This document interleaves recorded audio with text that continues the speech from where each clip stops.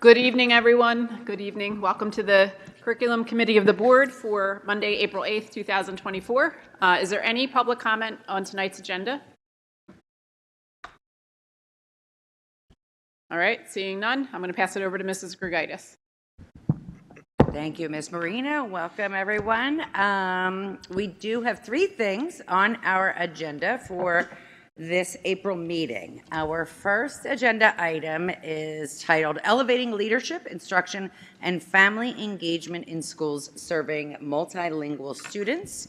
And that is going to be explained in detail by Mr. Joe Passetti. We will then give a summer programming update in regards to where we are with our numbers, hiring, and then talk briefly about our summer resources for our families, which we started to talk about last meeting. All right, so we will jump right in to elevating leadership. Okay, good evening, everybody. I'm going to be going over some information relating to a program that Melissa Figueroa Douglas and I have been exploring for the past few months. DVCEE, as part of their equity consortium, hosts workshops for educators and administrators. And one of the sessions that we had gone to back in January had focused on multilingual learners of English, or MLEs, which is now going to be the preferred nomenclature for ELs moving forward in the state. We were very, very impressed by their presentation, and I want to go through a couple of the details from the meeting that we had as a follow-up with them for that professional learning opportunity. For your reference, if you look in the lower right-hand side of that slide, that will link directly to their homepage right here. They are housed at Temple University. So the two researchers in charge of it, Dr. Mabry and Dr. Snead, were the two points of contact for us when we met with them on March 7th. In terms of scope of work, what we wanted to discuss with them were three different prongs that are related directly to their research, which is federally funded through the Department of Education.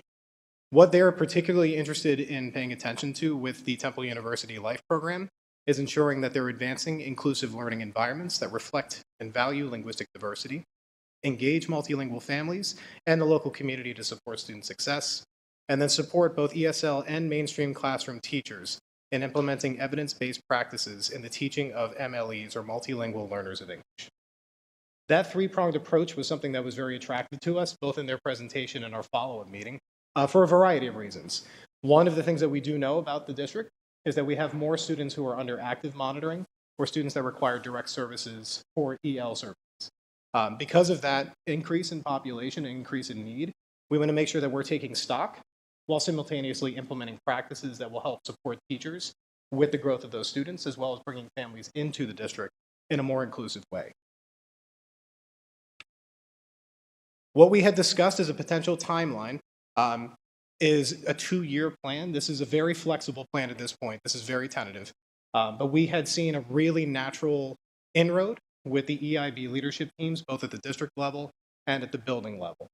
So we would begin with those as a point of contact, as well as administrators. Effectively, what the team would do is work with the researchers, who also help develop, by the way, the CRSE competencies that I know that Melissa has talked about quite a bit in these meetings. We would be meeting with those teams to take stock using rubrics of our school culture engagement, as well as our instructional strategies with those teams. Then we would design assessments around those and foundations workshops around those targeted areas of concern. So basically what we intend to happen versus the actual impact for those learners, and then design some workshops around professional learning to help support strategies there. Traditionally, SIOP has been the model, which is short for Sheltered Instruction Observation Protocol. Since we want to transition into the best practices currently, this team is helping us understand exactly what that is. We want to make sure that all teachers longitudinally are equipped with tools to address the needs of not just the multilingual students, but all of our kids. Year 2 would be on general and ELD focused staff. So there we would continue those foundations workshops with the team, offer some turnaround professional learning opportunities that we would work with in collaboration with them, and then develop instructional capacity with our school-based teachers at all levels K through 12. Just for some reference, this year we currently have 114 students district-wide that require direct services from our ELD team. We have 5 teachers on our staff, so making sure that we are equipping our general classroom teachers with the most innovative, cutting-edge practices is critical, and that's what part of this process is going to do. It's also really going to build capacity on our administrative team to be instructional leaders around their buildings so they can make better decisions for their kids in the moment at the building level. Historically, for context, in the school year 2020 to 21, we had 86 students who were Ls receiving services. The following year was 92, 107 the following, and then currently at 114. Additionally, on that list, we have a number of families who have indicated they have students who are not yet of kindergarten age that will be matriculating into our systems in the next 3 years.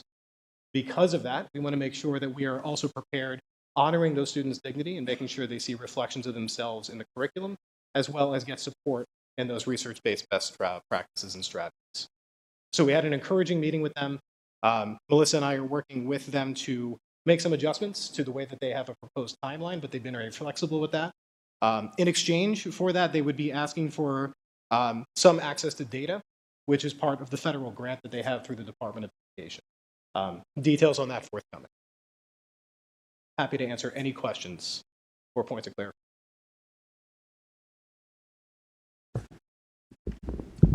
clarification. Grade distribution wise for the increasing families, is it kind of bottom up? We're getting more kindergartners and first graders, or is it people moving into the district in all sorts of ages? That's a good question, Mr. Carpenter. So you're right, it is from bottom up. Currently, we right now have 20 students at the high school and 20 students at the middle school who receive services directly, which is a pretty substantial increase over time. So what we also see is families matriculating into the district that may have older siblings, but primarily we see the concentration mostly in our elementary. And then, so theoretically, they're split among 4 different buildings, or resourced correctly for that, so that teachers aren't running between, or there's not a building where it's like, I have 3 languages and no one to support me.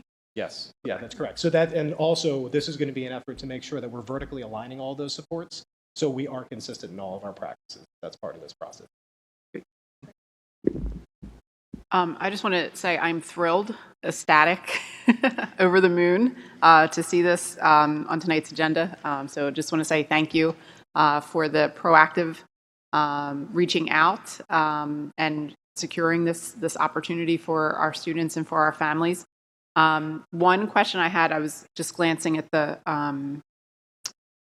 Temple University site, and it looks like they've done some work already in some Philadelphia high schools. Yes. So were they piloting the program?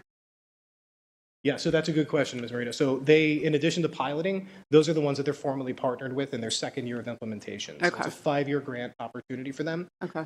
Those are the ones that they've been continuing to work with, but they're rapidly expanding into opportunities in Montgomery County, Bucks County, and Chester County as well. And then do we have the same timeline, or are we just looking at a 2-year model? That's very flexible at this time. We would be looking at a similar timeline, but again, we're meeting with their team consistently to make sure that they're meeting the needs that our district has. Because the needs of school district of Philadelphia may be different than the needs that we have. So we want to customize the programming. Of course, yeah. And I just want to name, one of the things that excites me the most around this is that it's not just learning for our ELD team, but for our general education teachers as well, because that is really, one, it's mandated by the state. And 2, it's just really an area that has been a shift in English language development, over the years. And so I'm just really thrilled to see this. So just want to say thank you, shout you all out. Really excited about this and want to continue to learn more. Thank you. That is exciting. And I do want to say to the board that the proposal that we did start with is 2 years, and we already have the budget within our professional development budget as well as our EIB budget. So we plan to share the cost for this proposal with your approval. Yeah. I did have a question, Yes. please. What is the role of parents? I know there was the reach out and parents participated with you and Michelle. I saw on Facebook, the greeting and so forth, the meetings. Is there any other further opportunities for parents to participate in this? Yes, that's an excellent question. So that's that third prong that their outfit is particularly interested in, which is family engagement. So Title III, which is the provision that covers all of our Ls, part of that requirement is also family engagement opportunities. So you had mentioned the breakfast that we had here, which was enormously successful, happy to say, as well as last year's multicultural event where we had almost every L family in our district attend with their extended families. It was a remarkable opportunity. So I would say that, yes, that is a focal area. basically embed additional opportunities at the building level as well as the district level to get creative with that. But we also want to make sure that communication, which is something we've been very aggressive with working on, is going out in preferred home languages, that their languages are represented in the hallways in their classrooms. So these are all components that we'll take a look at together as an administrative team along with researchers. Yes, that also includes Talking Points, which is the app you referred to as trend. Yes. You're welcome. Sorry. Do you ever graduate from being in an L? Like, you've been here 8 years, but you're in 8th grade. Are you technically fluent of your family primary home language, or is that kind of how does that work? Just out of curiosity. That's a good question. So students take the WIDA access test. Effectively, it's a screener that takes a look at different dimensions of linguistics, speaking, reading, writing, listening. So when somebody matriculates into the district, students are given a home language survey. If the parents indicate that another language is spoken at home other than English, we go ahead and screen those kids. Once we get that screener result, that gives us a level. So they have a WIDA level. Then from there, we backwards map all the instruction to target whether or not those students are making progress on that continuum. That's monitored by our ELD team on a weekly basis. So they take that assessment once a year, but what they're going to be able to see is, like, through probes and consistent assessment, whether or not growth is being made. Many of our students in our cohort, year 5 is when we typically see most of our students go into what we call active monitoring. So that's where they may be receiving services, but not as robust as they would have been receiving in the past. So we do have a high success rate with our students if they are longitudinally with us in a cohort for a period of 5 or more years. Sure. And just one other follow-up question, Rashida, you maybe think of this. So mentioning the parents and the family engagement piece is a factor of this program or framework adult ESOL classes as well? Is that part of it, or could be part of it? It can be part of it, yes. Okay. And that's something that's an area of opportunity for us that we want to explore even further. We do offer pockets of adult learning, of course, in the district. Yep. But one of the things we're looking to expand is that additional linguistic piece for learners of English. Yeah, and I'm curious, have we ever done a needs assessment of our multilingual families to see if that is a need or an area that they're even interested in? I'm not sure Yep. about. Yeah. Finding it out, but Yeah. I know it is going to. Yes. Yeah, okay. Thank you.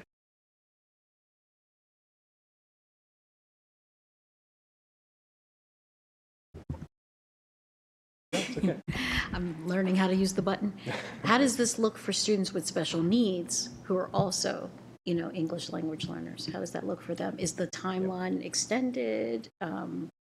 It's probably a Bert question.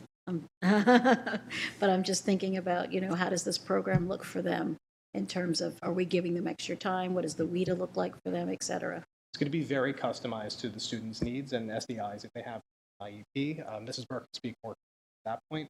What we do want to make sure of is, and we made this clear to their team, anything that we are doing or implementing, there's a constant communication with the supervisors of special education.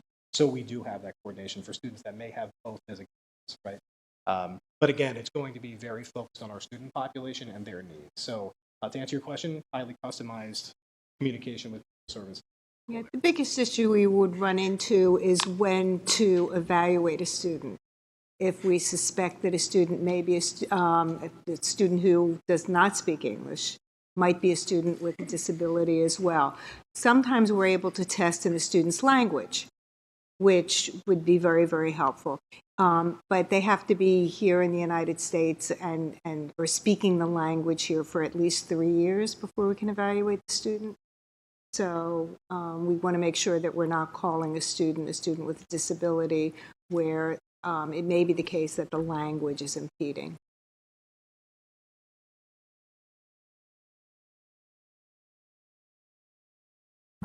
Terrific, thank you very much.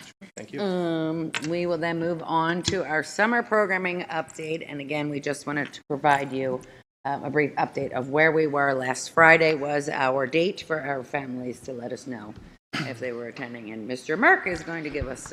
Good evening, everybody. That's loud. Just reminding you about the dates and times. The program is running from July 8th to August 1st, Monday through Thursday, 9 a.m. to 3 p.m. Our highlights for the program, we're going to focus on math and ELA. We will have daily activities and guest speakers. Transportation and meals will be included. For students, we've already invited over 300 students entering grades 1 through 8. Grades 1 through 4 will be at Plymouth Elementary. Grades 5 through 8 will be at Colonial Middle School. For staffing, right now, our current numbers are we have 2 coordinators, 30 instructors, and 20 support staff. I won't say what I said during the other meeting and jinx ourselves, so.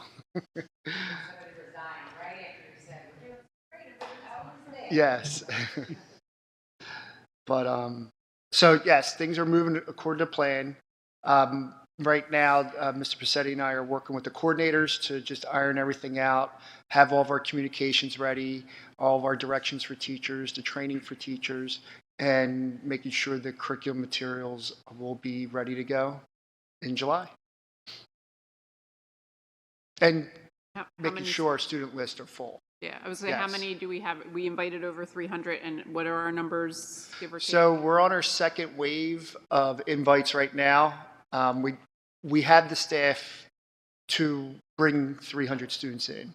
So as we invite people and they say yes or no, the ones that say no, we immediately have another student to fill that in. And then we're just going to keep doing that until all of our classes are full.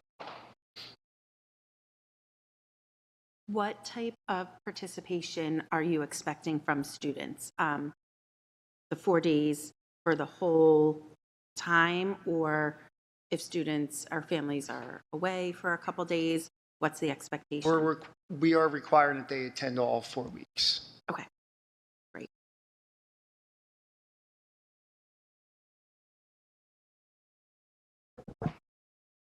I just want to say thank you for including the transportation. Just want to name that and say thank you. Great. You're welcome. I'm not driving the bus though, so. Yes. Sorry. All right, any other questions? Oh, I'm Sorry, sorry, Rick, John. go ahead. Can you refresh me? Last year was some of it Monday to Thursday and some of it the half day. And I'm trying to remember numbers and system, what we changed from last year to this year. We increased the number of days, and it was full day last year. The biggest difference is increase the number of days to provide more of an impact. We had also, Mr. Carpenter, collapsed programming, so we had a separate literacy blast that took place at the end of the school year, immediately in June, and an academy. So we've just combined those 2 models to make sure that we're giving more robust programs. Got it. Great, thanks. And the reason, one of the reasons why we collapsed the program is because we did find with our teacher academy, which was not an invitation only program, that we did not have as good as an attendance rate as we had hoped. We don't know what the cause is. We don't know. We never did a study on that, but we did combine them again, as they mentioned, lengthen the program to give more supports and made it invite only to we really capturing the students that are in need of this additional support. I guess, and then statistically, does this decrease the loss of gains over the summer that normally happens with the 2 months off?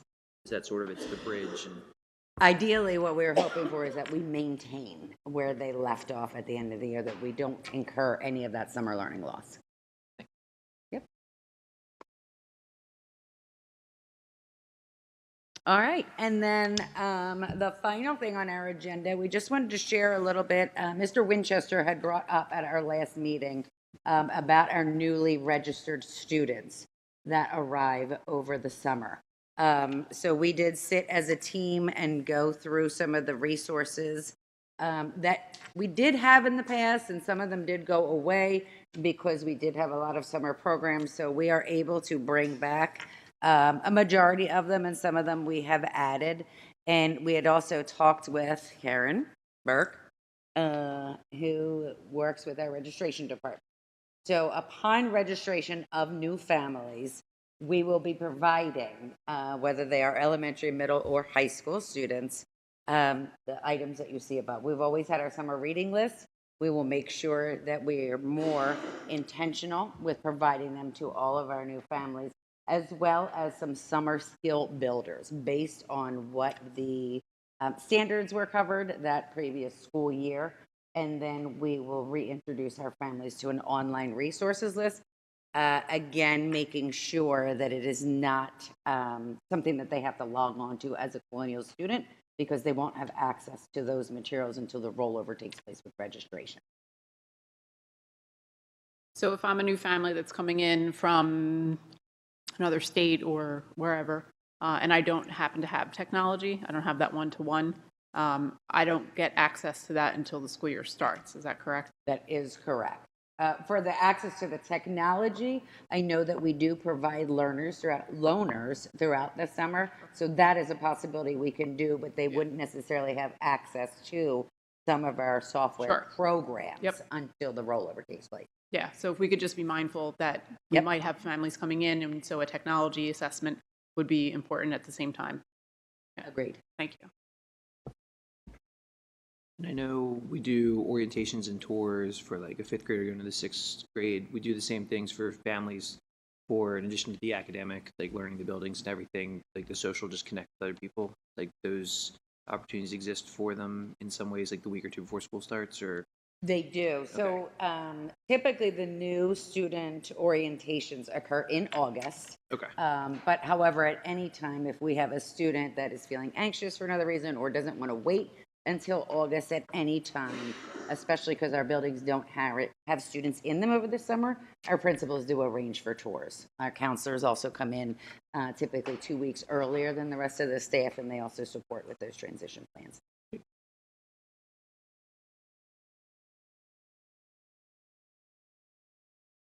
All right.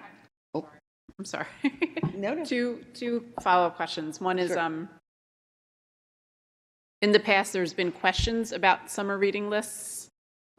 These are recommended summer reading lists. Just want to make sure we're really clear. These are recommended summer reading lists. Parents and students have the option of choosing what they're interested in, choosing from the list, choosing not choosing from the list. So just want to make sure that we're all on the same page. And then the other piece around that is, to the point earlier around our multilingual families, there is still, I know on the summer reading list, there has been books that are, I believe, in other languages. Is that correct? I can't remember. Yes, and at all times, too, Ms. Marino, what we do is, and Ms. Jolly and I are going through that list right now, because we're also identifying which families may require text that may not otherwise be able to access them. Anytime we make those selections with our library team and our reading specialists, we ensure that most of those texts, if not all of them, have a counterpart in another language that is represented in our district. So if the family does need it, we are able to either specially order that or put them in the right direction. Yeah. And then a new student who fills out the home language survey and says, my home language is something other than English, will get access to these summer skill builders and online resources in their home language? We will be doing that as best we can. Yes. Thank you. Any other questions? Right, that was it for us this evening. There's the slide that gives credits to Slides Go, since everybody enjoyed that, as well as our mission. So that is it for us. Thank you. Is there any public comment at this time? No? All right, seeing none, we'll conclude the curriculum meeting. Thank you, everyone.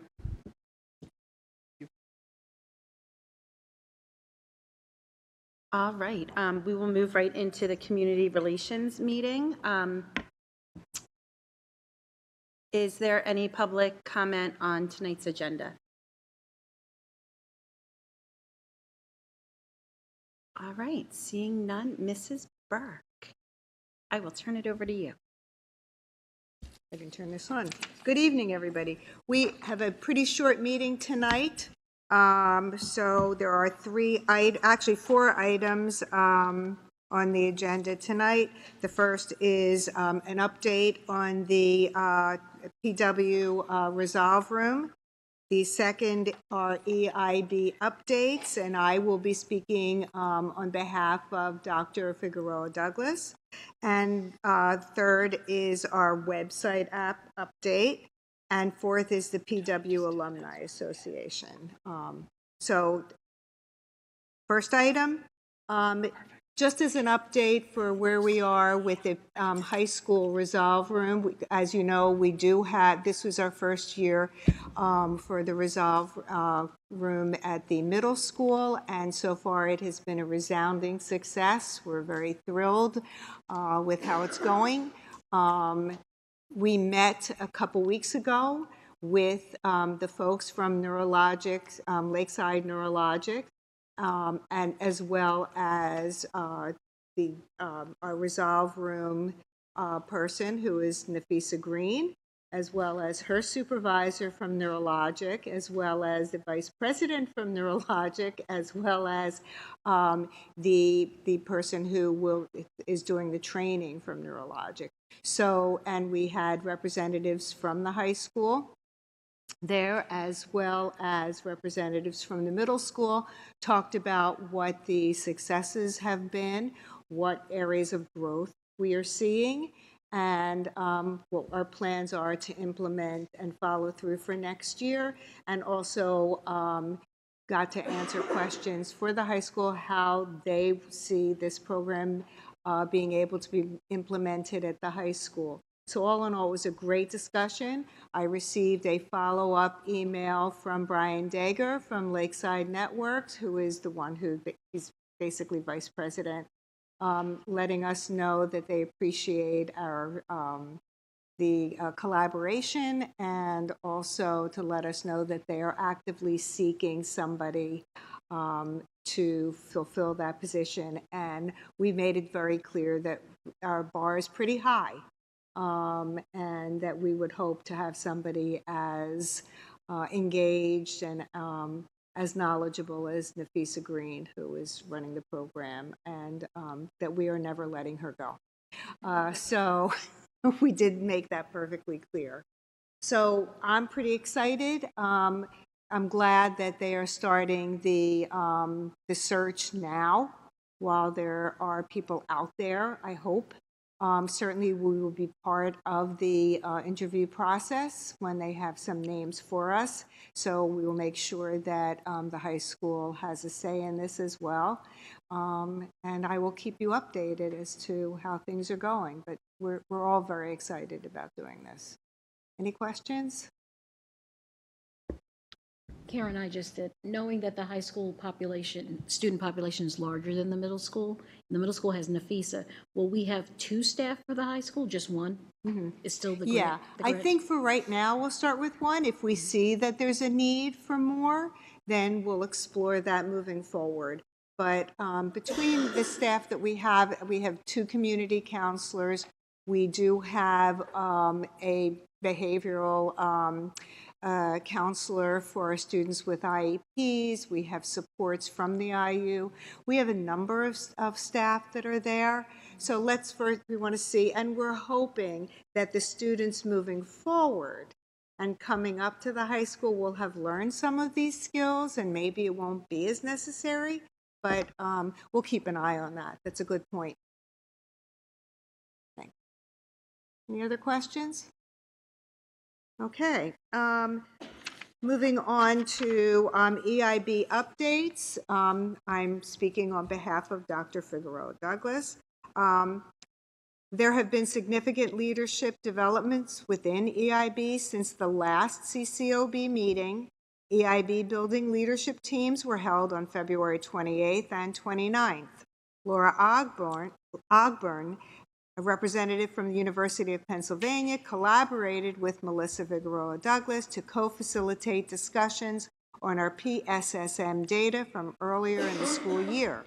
Together, they actively engaged administrators, educators, and students, delving into our data collected earlier in the academic year. Additionally, the second cycle of PSSM was conducted the first week of March at PW and CMS. We anticipate receiving the data from this cycle from the University of Pennsylvania soon. On March 18th, the last EIB committee meeting of the school year convened, commencing with an uplifting performance by the chorus selected by CE.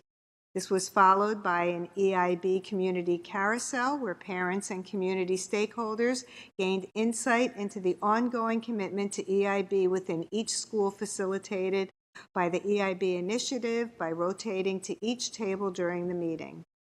Looking ahead, the final 2 EIB Building Leadership Team meetings for this academic year are scheduled for April 24th and 25th, providing a platform for further collaboration and sustainability for the EIB initiative at CSD. I think there's one correction. I think the course was from CES, not CE. Any questions that I can pass on to Melissa? Her last semester of classes, so she'll be interested in joining us. No, but I really loved the meeting and how all the schools were represented and how, you could walk around and really engage and talk with the students. I thought that was a really meaningful way to present what was going on and see firsthand what was taking place in the building. So thank her for that. I will pass that on. Okay. There are no other questions. I'm going to turn this over to Jess Lester. Hi, everybody. I just wanted to give a real quick update since we launched our school district app on March 13th and let you know how things are going. We have over 960 downloads to this point, so that's a pretty good buy-in from our stakeholders.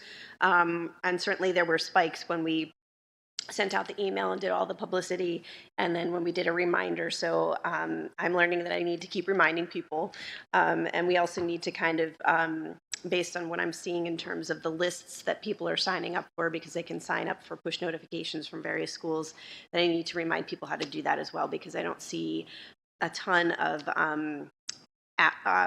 opt-ins for the different lists at this point, but we'll get there. So I also am trying to follow up on how things are going at PW in terms of communicating with the students and making sure they take advantage of it too. So that'll be an ongoing effort. I sent the first push notification about spring allergies. It was a nurse's notes, and I figured why not give it a try and see how that went. And again, continue to use it as we move forward, but I think it'll be a good tool for us. And then I'll pass it over to Kim. Hiya. The Plymouth Whitemarsh High School Alumni Association, there was one back in the day when I first got here 20 years ago, and it kind of fizzled. And now we're resurrecting it again, and it's very exciting. It's going to be under the foundation umbrella, but function fairly independently. But we figured, because some of the things that they want to do are, get some swag and that kind of stuff for PW alumni.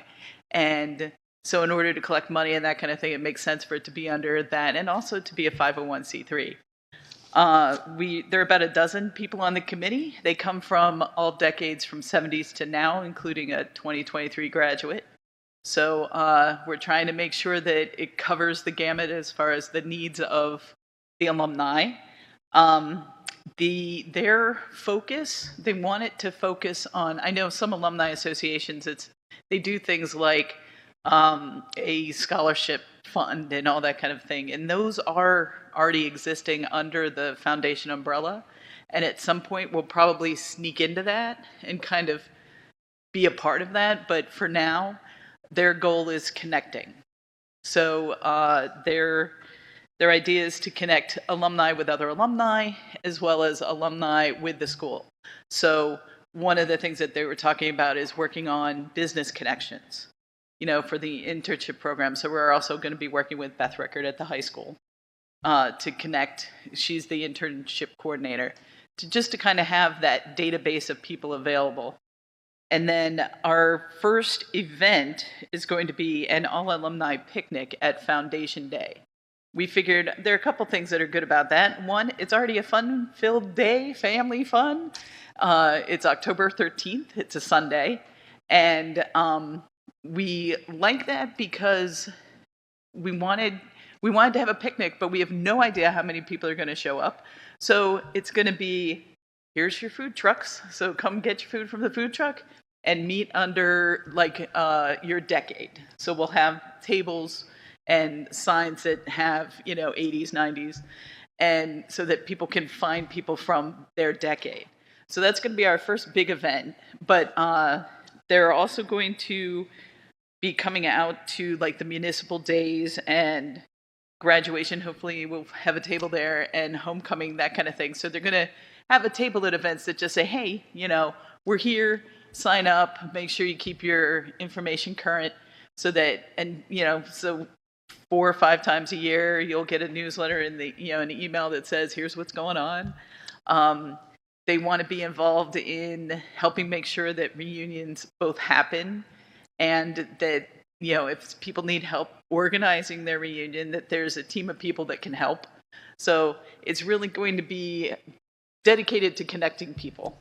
So there will be alumni at the Colonial School District table at White Marsh Township Day, so stop by and say hi.